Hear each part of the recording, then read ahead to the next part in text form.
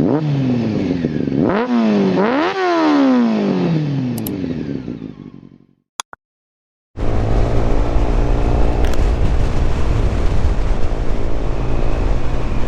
afternoon, welcome to the channel.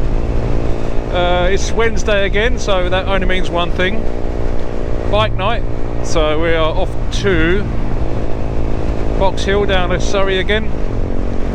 Yeah, I'm sorry, you're going to have to see these videos once a week, because we do this every week down to Boxhill, and every time I don't take the camera, something really exciting happens there, or there's bikes there that are just epic, and I don't take the camera. So I'm going to put it on every Wednesday, and I'll decide in the edit whether I put it on. So yeah, if you're subscribed to the channel, I do apologise, you're going to have to see these every week. But today we've got Alex up in front, and he's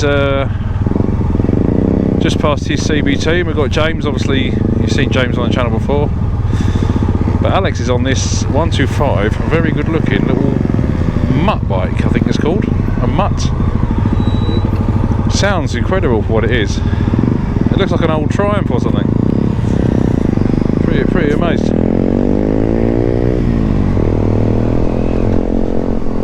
So yeah, I've got Ian behind, you can see in the mirror. No Max again today, he's on other duties.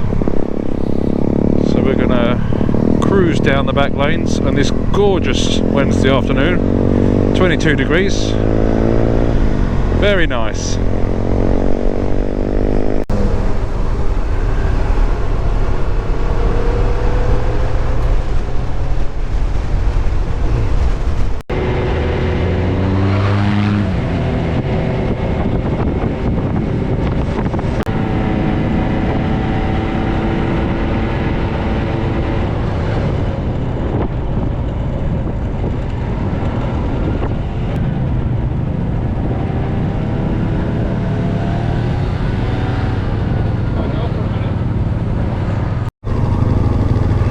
You just love it when you get stuck behind a horse box and cyclists. Try and enjoy the roads. That's better.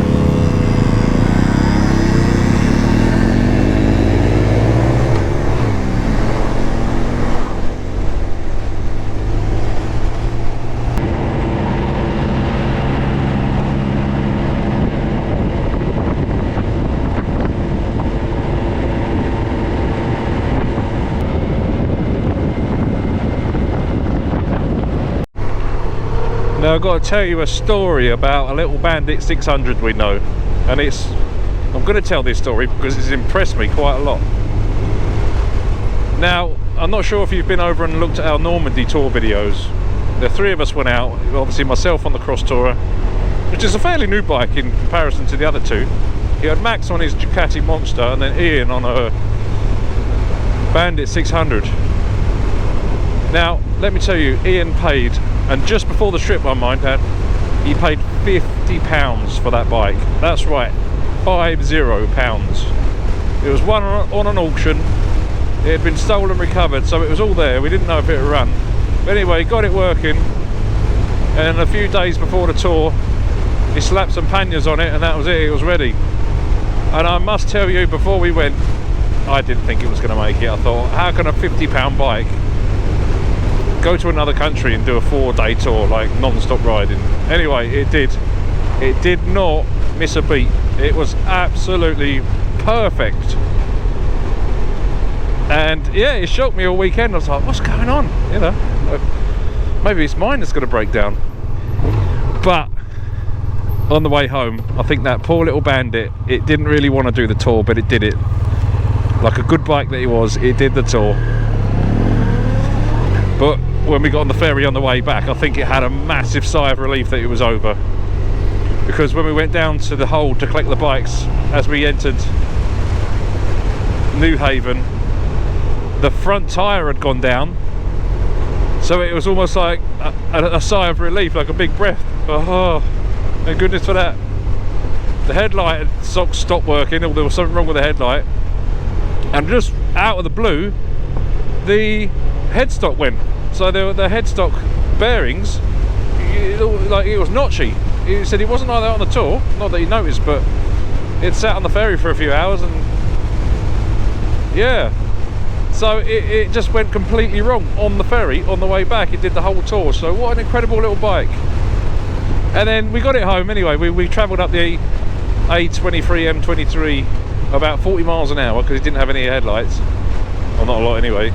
Got it home, put it in the shed, and he said when he came out the next morning it dumped its oil on the floor. So what a great machine that was, to give him the tour without any trouble. And then just, yeah, I've had enough now. I'm retiring.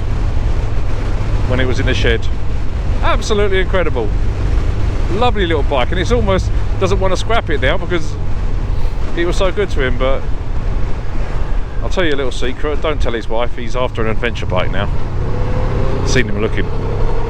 So yeah, keep an eye on the channel, there might be a nice new big adventure bike coming up soon.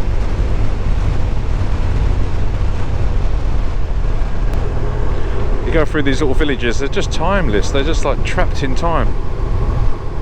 I bet it looked no different in the 40s, apart from all the cars obviously. But actually the village itself, the old village green, little village pub over there.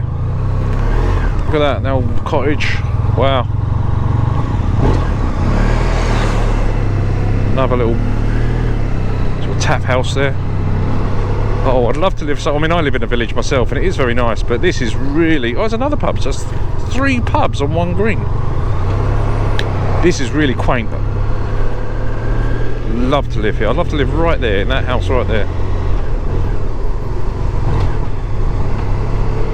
Garage for my bike, and a pub for a Friday. I'll tell you what, if I'm going to go in that pub, and if it's got a dartboard, I'm going to move.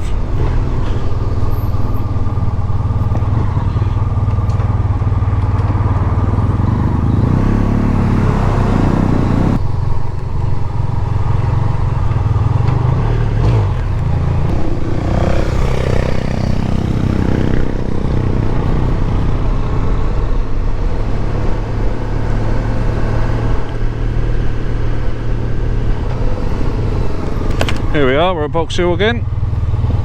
Oh, there's a few more bikes here than last week. Last week was really quiet. The weather was a bit rubbish, so this is more like it. A few more bikes to have a look around. And the customary pizza. If they don't have the pizzas on, I'm home.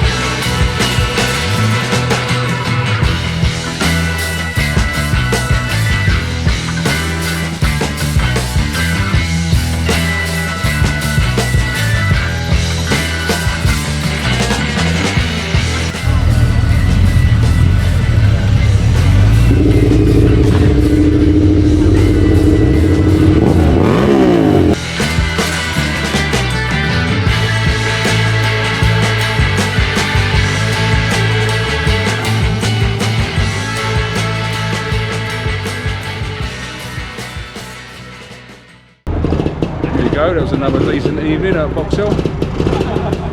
Bike nights, quite a good turnout. Yeah, not so bad.